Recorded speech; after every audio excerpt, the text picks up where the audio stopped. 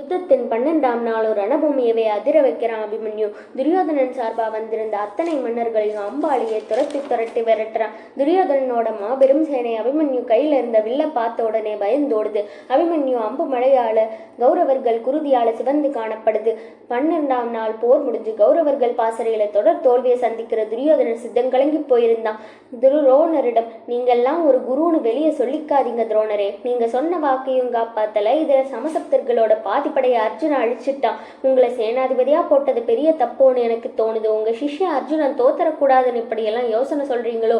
உங்களால ஏதாச்சும் உருப்படியா பண்ண முடியும்னா சொல்லுங்க, இல்லைன்னா நான் வேற சேனாதிபதியை நியமிச்சுக்கிறேன்னு துரோணர் மனசு நோக பேசுறான். சரி, எல்லாத்தையும் விடுங்க, அந்த பொடிப்பையன் அபிமன்யுவை கூட உங்களால என்னவா பண்ண முடியலையா என்ன?